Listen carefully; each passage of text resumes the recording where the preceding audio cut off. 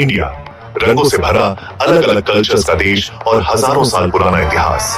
बर्फीले हिमालय से लेकर दक्षिण के सनी बीचेस तक इंडिया की कहानी प्राचीन सिविलाइजेशंस, पावरफुल एम्पायर्स और गहरे स्पिरिचुअल मूवमेंट्स से बनी एक टेपेस्ट्री है। इस विशाल और कॉम्प्लेक्स नेशन को समझने के लिए हमें इसके पास्ट में एक जर्नी करनी होगी। 3 मेजर इपॉक्स को एक्सप्लोर करना होगा जिन्होंने इसकी डेस्टिनी को शेप किया है, एंशिएंट, मिडिवल और मॉडर्न इंडिया।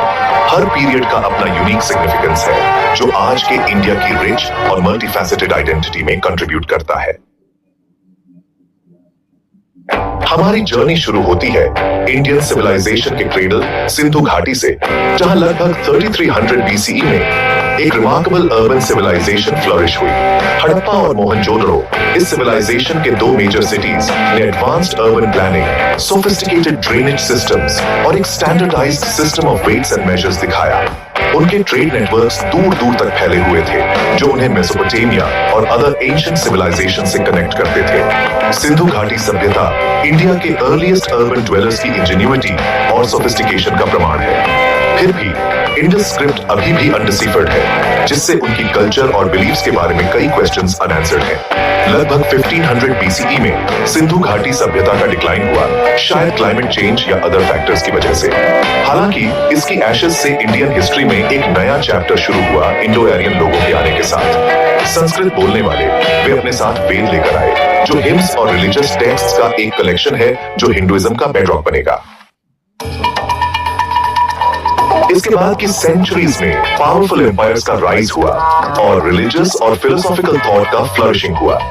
मौर्य साम्राज्य, जिसकी स्थापना चंद्रगुप्त मौर्य ने 322 बीसी में की थी, ने पहली बार इंडियन सबकॉन्टिनेंट के अधिकांश हिस्से को यूनिफाई किया।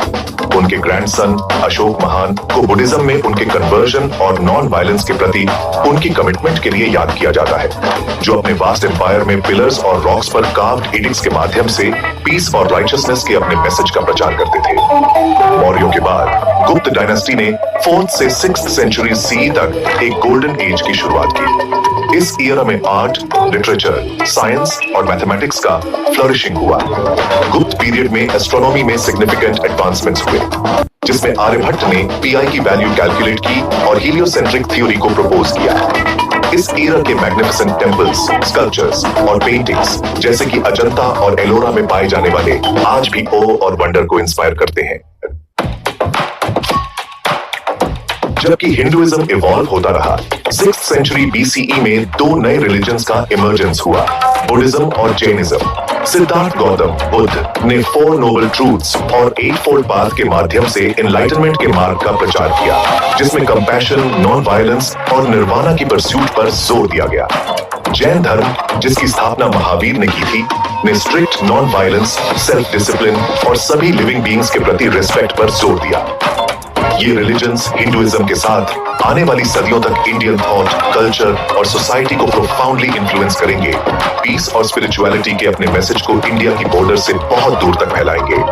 इन डाइवर्स रिलीजियस और फिलोसॉफिकल स्कूल्स ऑफ थॉट का डेवलपमेंट एंशिएंट इंडिया की इंटेलेक्चुअल और स्पिरिचुअल वाइब्रेंसी का प्रमाण है। यह इंटेंस डिबेट का समय था, जहां आइडियाज को चैलेंज किया जाता था और रिफाइन किया जाता था, जिससे बिलीफ्स और प्रैक्टिसेस की एक रिच टेपेस्ट्री बनती थी जो आज भी इंडियन सोसाइटी को शेप करती है। मिडिवल पीरियड ने इंडिया के हिस्टोरिकल ट्रैजेक्टरी में एक सिग्निफिकेंट शिफ्ट को मार्क किया। 7th सेंचुरी सी में इस्लाम का आगमन, जो अरब ट्रेडर्स और बाद में टर्किश और अफगान कॉन्करर्स द्वारा लाया गया, इंडियन सबकॉन्टिनेंट में एक नया फेथ और कल्चरल इन्फ्लुएंस इंट्रोड्यूस किया। जबकि कॉन्फ्लिक्ट्स पैदा हुए, असिमिलेशन और कल्चरल एक्सचेंज की एक ग्रेजुअल प्रोसेस हुई। दिल्ली सल्तनत, जिसे 13th सेंचुरी में एस्टैब्लिश किया गया था, ने नॉर्थ इंडिया में मुस्लिम रूल की शुरुआत को मार्क किया, जो 3 सेंचुरी से अधिक समय तक चला। मुगल साम्राज्य, जिसकी स्थापना 1526 में बाबर ने की थी, ने ग्रैंडर और पावर के एक नए ईरा की शुरुआत की। मुगल एम्परर्स, विशेष रूप से अकबर, जहांगीर, शाहजहां और औरंगजेब ने इंडिया के हिस्ट्री, आर्ट और आर्किटेक्चर पर एक इंडेलिबल मार्क छोड़ा।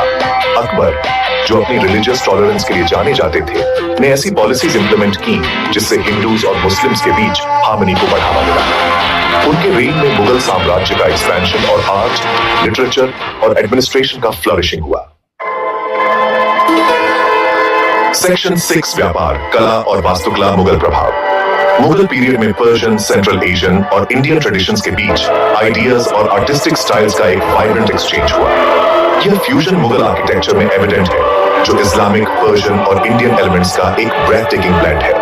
ताजमहल, जिसे शाहजहां ने अपनी बिलवेड वाइफ मुमताज महल के लिए मौजोलियम के रूप में बनवाया था, मुगलों की आर्किटेक्चरल जीनियस का प्रमाण है। इसका इंट्रिकेट मार्बल इनले वर्क, डेलिकेट कैलीग्राफी और सिमेट्रिकल गार्डन्स मुगल एस्थेटिक को इसके जीनत पर एम्बॉडी करते हैं। ग्रैंड मॉन्यूमेंट्स के अलावा मुगल पेंटिंग, म्यूजिक और लिटरेचर के पेट्रन्स थे। मुगल मिनिएचर पेंटिंग्स, जो अपने एक्सक्विजिट डिटेल और वाइब्रेंट कलर्स के लिए जाने जाते हैं, जहांगीर जैसे एम्परर्स के पैट्रनेज में फ्लरिश हुए, जो आर्ट के एक कीन कॉनसर थे। मुगल कोर्ट आर्टिस्टिक टैलेंट का मेल्टिंग पॉट बन गया, जो पूरे एम्पायर से म्यूजिशियंस, पोएट्स और आर्टिस्ट को अट्रैक्ट करता था। सेक्शन 7 राष्ट्रवाद के बीज, ब्रिटिश शासन और भारतीय प्रतिरोध। 18th सेंचुरी में मुगल साम्राज्य के डिक्लाइन ने ब्रिटिश ईस्ट इंडिया कंपनी के राइज का मार्ग प्रशस्त किया, जिसने धीरे धीरे ट्रेड और मिलिट्री प्रोविंस के माध्यम से इंडिया के बड़े हिस्से पर कंट्रोल हासिल कर लिया। ब्रिटिश ने वेस्टर्न एजुकेशन, टेक्नोलॉजी और एडमिनिस्ट्रेटिव सिस्टम्स इंट्रोड्यूस किए, जिसका इंडियन सोसाइटी पर प्रोफाउंड इंपैक्ट पड़ा। हालांकि ब्रिटिश रूल के कारण इकोनॉमिक एक्सप्लॉयटेशन, पॉलिटिकल सब्जुगेशन और ट्रेडिशनल इंडस्ट्रीज का इरोजन भी हुआ। इंडियन नेशनलिज्म के सीड्स 19th सेंचुरी के अंत में बोए गए थे, जो ब्रिटिश एक्सप्लॉयटेशन के ग्रोइंग अवेयरनेस और सेल्फ डिटर्मिनेशन की डिजायर से फ्यूल थे। इंडियन नेशनल कांग्रेस, जिसकी स्थापना 1885 में हुई थी, ने ग्रेटर ऑटोनॉमी और अंततः कंप्लीट इंडिपेंडेंस के लिए इंडियन डिमांड्स को आर्टिकुलेट करने में एक पिवटल रोल निभाया। अर्ली नेशनलिस्ट लीडर्स ने कॉन्स्टिट्यूशनल रिफॉर्म्स और एग्जिस्टिंग ब्रिटिश फ्रेमवर्क के भीतर ग्रेटर रिप्रेजेंटेशन की वकालत की। सेक्शन 8 स्वतंत्रता की लड़ाई, गांधी और स्वतंत्रता का रास्ता। अर्ली 20th सेंचुरी में महात्मा गांधी का राइज हुआ, एक ट्रांसफॉर्मेटिव लीडर जिन्होंने इंडिया की डेस्टिनी को शेप किया। गांधी के सत्याग्रह या नॉन वायलेंट रेजिस्टेंस के फिलॉसफी ने इंडिपेंडेंस की लड़ाई में लाखों इंडियंस को मोबिलाइज किया। नॉन कॉपरेशन मूवमेंट और क्विट इंडिया मूवमेंट जैसे मैस मूवमेंट्स के माध्यम से गांधी ने ब्रिटिश रूल के इनजस्टिसेस को एक्सपोज किया और इंडियन पॉपुलेशन को गैल्वनाइज किया। नॉन वायलेंस के प्रति उनकी अनवेवरिंग कमिटमेंट और यूनिटी के उनके मैसेज ने इंडियन लोगों के साथ डीपली रेजोनेट किया, उन्हें कॉलोनियल रूल के खिलाफ उनके स्ट्रगल में यूनाइट किया। दशकों के स्ट्रगल और सैक्रिफाइस के बाद इंडिया ने आखिरकार 1947 में इंडिपेंडेंस हासिल कर ली। हालांकि फ्रीडम की खुशी देश के इंडिया और पाकिस्तान में ट्रैजिक पार्टीशन से ओवरशैडोड थी, जिसके कारण वाइड स्प्रेड वायलेंस और डिस्प्लेसमेंट हुआ। चुनौतियों के बावजूद इंडिया ने एक इंडिपेंडेंट नेशन के रूप में अपनी जर्नी शुरू की, दुनिया में अपना खुद का पाथ बनाने के लिए डिटरमिन्ड। सेक्शन 9 निष्कर्ष, भारत की स्थायी भावना। सिंधु घाटी के एंशिएंट सिटीज से लेकर मुगल साम्राज्य की ग्रैंडियर और इंडिपेंडेंस के लिए नॉन वायलेंट स्ट्रगल तक, इंडिया का हिस्ट्री उसकी एंड्यूरिंग स्पिरिट का प्रमाण है।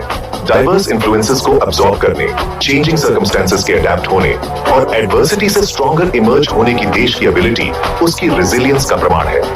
आज इंडिया दुनिया का सबसे बड़ा डेमोक्रेसी है, एक वाइब्रेंट नेशन जो पॉवर्टी, इनइक्वालिटी और डेवलपमेंट की चुनौतियों से जूझ रहा है। जैसे जैसे इंडिया 21st सेंचुरी की कॉम्प्लेक्सिटीज को नेविगेट करता है, यह अपने रिच और डाइवर्स पास्ट से स्ट्रेंथ प्राप्त कर सकता है, एक लेगेसी जो उसके प्रेजेंट और फ्यूचर को शेप करना जारी रखता है।